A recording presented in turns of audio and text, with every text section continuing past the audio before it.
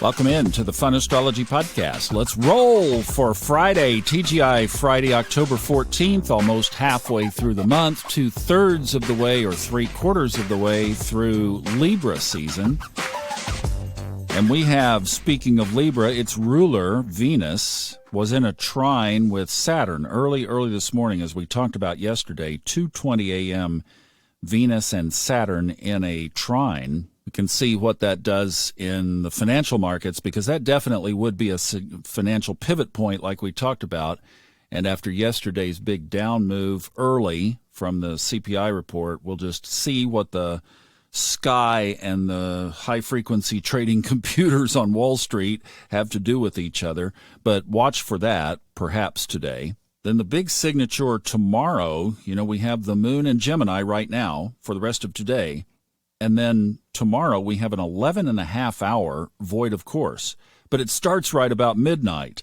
So at 12:10 p.m. tomorrow, the moon enters Cancer. So from basically midnight Eastern Time until noon Eastern Time, the moon is void of course. Now there's another signature tomorrow, we've mentioned this a couple of times this week, that does not have a fixed time to it, I guess, unless you consider the exact aspect on November 5th of the sun and the south node of the moon. But from that, two schools of thought. I guess if you'd like to check out this one website, a guy wrote about it. The website is astrologyhoroscopes.info. He talks about this guy, Carl Payne Toby, who was an astrologer back in the 30s, 40s, 50s, 60s, who discovered this moon wobble phenomenon. Says that Toby was the original editor of this astrology magazine. And here's just a quick little excerpt on this if you're interested. He said, ancient astrologers associated the beginnings and the end of wars, major battles, mine explosions, and animal stampedes. Interesting. Ancient astrologers. With eclipses, both solar and lunar. These two types of eclipses can only happen about 2 weeks apart every 6 months and really occur about once every 2 years. Carl Payne Toby discovered that disasters happened every 3 months and correlated to the geometric and mathematical square to the possible eclipse points. During these moon wobble periods, time and space are unstable. There are dramatic releases of energy. Explosions, fires, boats, planes, trains, vehicles, etc. Says Murphy's Law seems to apply to this space and time called moon wobbles. Even as I'm just reading this, I'm kind of like, yeah, okay, if you're not a conscious creator, go for it. Me, I'd want to have nothing to do with that. Now, let's separate here the collective from the individual again, because you and I do not have to participate in the collective. I just posted yesterday a new Subconscious Mind Mastery episode with Michelle Blood. She is somebody who used to work directly with Bob Proctor back in the day. She sings to manifest. And we had a great conversation. This is exactly what she was saying. I asked her, what would Bob Proctor say if he were, still with us and still full throttle today? And she answered that. So you can check it out in the podcast. Basically said that don't pay any attention to it. Well, look, we may read some news headlines of the collective during this period of time, but me, you, us, we do not have to participate. We can choose. So we'll just choose to observe, right? I mean, it's like, okay, we don't have to participate. Now, I'm going to give you a couple more details on this just because I want to complete the loop. I've done a little bit more digging on this. In fact, there's on astrologycom.com, that's an interesting site, astrologycom.com/moonwobble.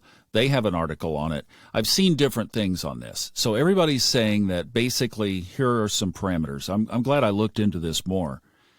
That it does occur when the sun conjoins or squares the nodes of the moon. So this one coming up is a conjunction. Squares are supposed to be more potent. So we get a bogey there. Now, this article is saying that according to this Carl Payne Toby, that the orb is about 5 degrees on either side. Okay, well, that would be about 5 days on either side of the exact conjunction of November 5th.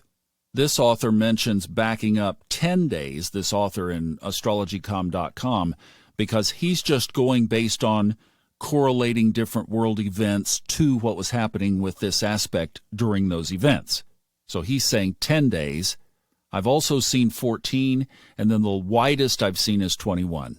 Now, those are all the orbs prior to the conjunction or square. I've never seen anything but 5 degrees afterwards. So I guess if somebody wanted to do some more research, there have been things written about it. You'd have to go back and look at various events that people listed and then see how many days prior to or how far away from the square or the conjunction you were. Because I am only observing, I'm not going to invest my time in that. You may if you want to, and if you do and want to report in, I would be more than happy to see what you find out. I know from some of the lists I've seen, 9/11, the Oklahoma City bombing, etc., some of these big major things have happened within this window. All right, now let's move on. One other thing, non-astrology here, is the Feast of Tabernacles. The Jewish Feast of Tabernacles, also called Sukkot, ends on Sunday the 16th. That completes the triad of Rosh Hashanah, Yom Kippur, and then the Feast of Tabernacles, Sukkot, of the Jewish holidays in September and October. For those of you celebrating and who have been celebrating these, we wish you a wonderful conclusion this weekend. I participated in Yom Kippur, just my own little ceremony, very unofficial. I didn't know what I was doing, but I did text one of my Jewish friends, and she said it brought tears to her eyes that I was doing that up on the mountain. So I just, it's one of those things where we just celebrate with others of things that are important to them. Now, as we move into the weekend, 2 weekends ago, Mercury turned direct. Last weekend, Pluto turns direct. We don't have anything changing this weekend, but we do next weekend, the 23rd, Saturn turns direct. So this weekend begins the last week of Saturn in retrograde. And then, of course, right after that is the first of the 2 eclipses, this partial solar eclipse, and then right after that, the midterm elections in the United States. So those are some of the things that we have to look forward to, events ahead. We will analyze them according to the sky. As always, I hope you have a great time. I am going to plan on doing Ray Merriman tomorrow unless something wild comes up. I will be here with that. And then pre-recorded episodes next week while we are having our group get-together in North Carolina. Have a great weekend, everybody. Sending you all kinds of love.